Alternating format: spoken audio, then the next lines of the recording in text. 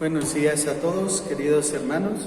Les saludo con fe, con esperanza, deseando que todos se encuentren bien. Me dirijo para esta reflexión del día de hoy. Quisiera, queridos hermanos, dividir esta reflexión en dos momentos. El primero de ellos, compartir brevemente la palabra de Dios del día de hoy que hemos proclamado a través de la Santa Misa. Y el segundo momento, compartir este documento del Papa San Juan Pablo II en torno a María Santísima en el mes del Rosario. Primero, comparto la primera lectura de la carta de la primera carta del apóstol San Pablo a los Corintios. Y les comparto esto, queridos hermanos, porque en esta carta se manifiesta precisamente lo que en la historia de la Iglesia, en la teología de la Iglesia, en su enseñanza, se le conoce como el querigma apostólico. Cuando nosotros escuchamos la palabra querigma, automáticamente nos viene a nuestra mente anuncio, el primer anuncio. E inmediatamente nos viene este querigma actual, el querigma que normalmente conocemos, que consta de 7 momentos. Sin embargo, existió, queridos hermanos, en las Sagradas Escrituras, esto que se le llama el querigma apostólico. ¿En qué consiste el querigma apostólico? Dice hoy San Pablo: les transmití ante todo lo que yo mismo recibí. Primero, ¿qué consiste? Que el querigma, queridos hermanos, antes de ser transmitido, tiene que ser recibido. Es un círculo que después San Pablo lo va a expresar. ¿Cómo vamos a creer si no hay nadie quien predica? ¿Y cómo vamos a predicar si no hay nadie quien nos envía? ¿Y cómo vamos a ser enviados si no hay nadie que nos escuche? Por lo tanto, el querigma tiene este primer momento, recibirlo, queridos hermanos, que quisiera hacer énfasis en esto. Recibir el querigma no garantiza que estemos capacitados para ser evangelizadores, porque a veces podemos caer en el error de decir, pues ya recibí el querigma, ya soy un evangelizado, ya soy un evangelizador. No, es el primer paso, recibirlo. Segundo paso, ¿cuál va a ser? Transformar la vida, comprometernos la vida con ese querigma. Por lo tanto, queridos hermanos, ¿en qué consistía la predicación del querigma primitivo, del querigma apostólico? Dice: Cristo murió por nuestros pecados. Segundo, fue sepultado. Tercero, resucitó al tercer día. Cuarto, se les apareció a Pedro y luego a los 12. Fíjense qué interesante, porque cada que se menciona un paso del querigma, se termina diciendo: Cristo murió por nuestros pecados, como dicen las Escrituras.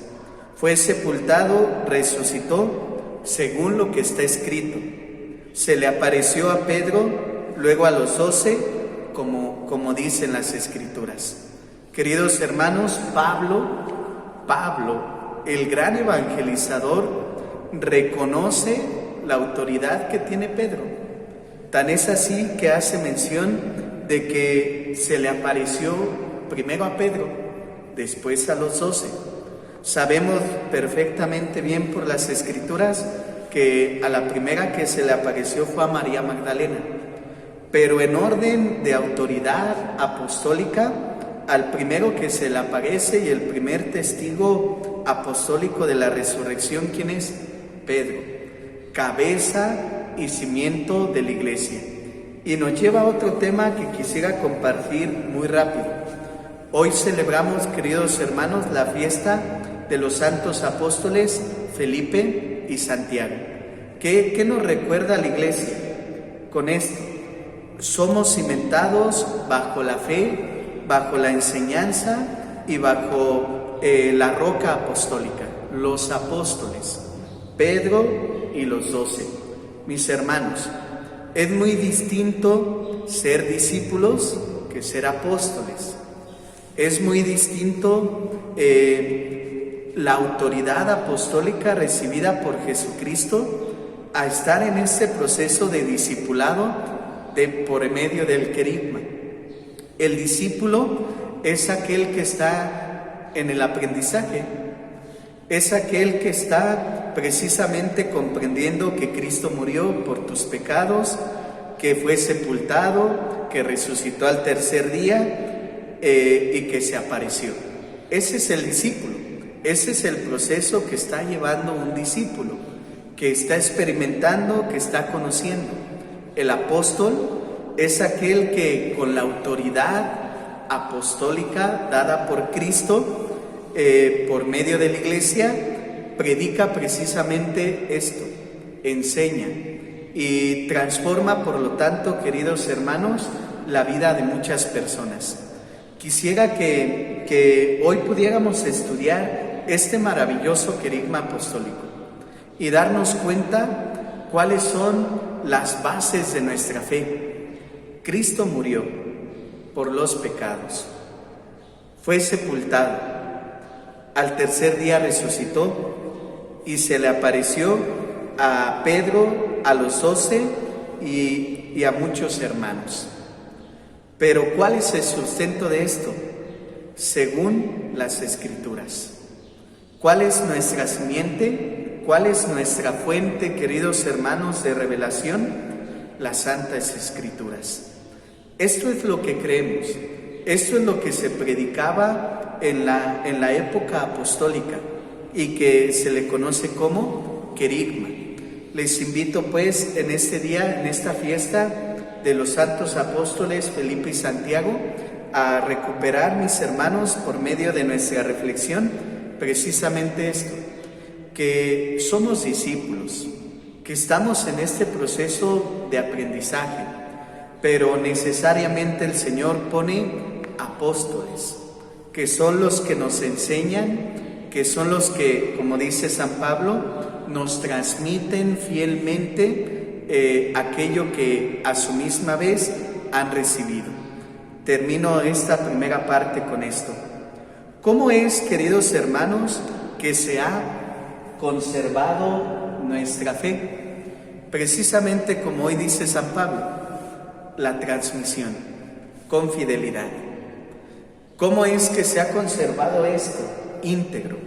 Bueno, cuando los apóstoles son fieles, cuando los apóstoles transmiten exactamente lo que recibieron, ni le aumentan ni le quitan, simplemente transmiten lo que recibieron.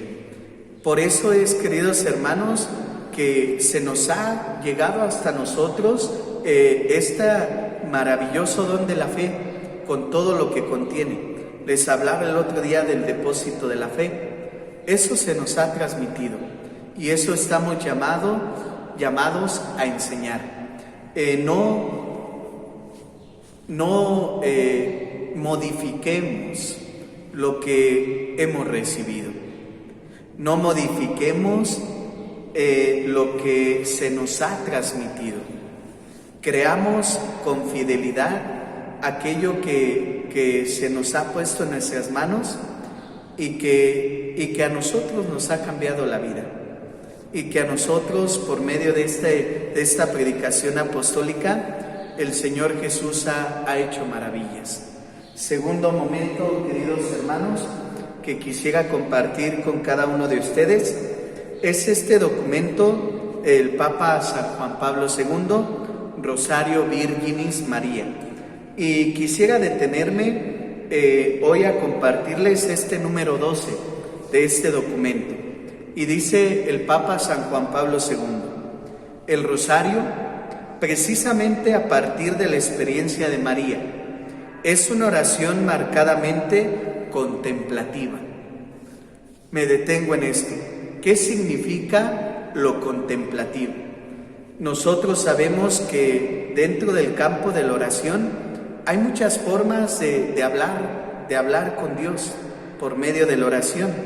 está la oración de alabanza, la oración de intercesión, la oración de perdón, la oración de sanación, etc. Pero la más grande, queridos hermanos, es precisamente la oración de contemplación. ¿En qué consiste? Como dice San Juan de la Cruz, suspender todos nuestros sentidos delante del misterio. Que nuestros sentidos ya no estén enfocados en la realidad, sino que todos nuestros sentidos estén enfocados en Jesús, en este caso, en María. ¿Y cuánto trabajo nos cuesta eso, queridos hermanos? Quedarnos quietos ante la imagen de María, de Jesús, solamente observarlos, solamente contemplarlos, mirarlos, y entonces en esa contemplación surge como una alabanza estas oraciones maravillosas, estas oraciones extraordinarias. Sin esta dimensión, sin la contemplación, se desnaturaliza, como subrayó Pablo VI. Sin contemplación el rezo del rosario es un cuerpo sin alma, y su rezo corre el peligro de convertirse en mecánica repetición de fórmulas y de contradecir la advertencia de Jesús. Cuando oren, no sean charlatanes como los paganos. Fíjense, queridos hermanos, esta es la impresión que todos o que la mayoría tenemos del rosario, que el rosario es una serie de repetición de oraciones ya predichas. ¿Por qué? Porque quizá le hemos quitado el sentido contemplativo. Quisiera invitarles que en este mes del rosario pudiéramos hacer el rezo del rosario introduciendo precisamente este elemento. Contemplar a María, queridos hermanos, ver su hermosura, ver todo lo que es ella y contemplar todo lo que ella hizo para nuestra salvación. Dice el Papa, por su naturaleza, el rezo del rosario exige un ritmo tranquilo y reflexivo que favorezca en quien ora la meditación de los misterios de la vida del Señor, vistos a través del corazón de aquella que estuvo más cerca del Señor y que desvelen su insondable riqueza. También me detengo en esto. Reflexionar, meditar los misterios de la vida del Señor. ¿Por qué? Porque recordemos, queridos hermanos, que María solamente es un medio. El más extraordinario, por supuesto que sí. El más magnífico, por supuesto que sí. Pero el fin del Santo Rosario es contemplar a María para que María nos lleve a contemplar la vida de Cristo. El rosario no se queda en María. El rosario tiene que avanzar a que nosotros contemplemos la vida de Jesús. ¿Por qué? Muy sencillo. Porque es Jesús quien nos da la salvación. No es María, queridos hermanos. Repito, María es un medio, poderoso, muy poderoso. María es una intercesora, la más grande, por supuesto que la más grande, pero no es el fin. María es el medio. Por eso es que el Papa dice que por medio del rosario, por medio de contemplar a María, cada cristiano que reza el rosario pueda llegar a contemplar, a meditar los misterios de la vida de Cristo que nos dieron nuestra salvación. Por lo tanto, queridos hermanos,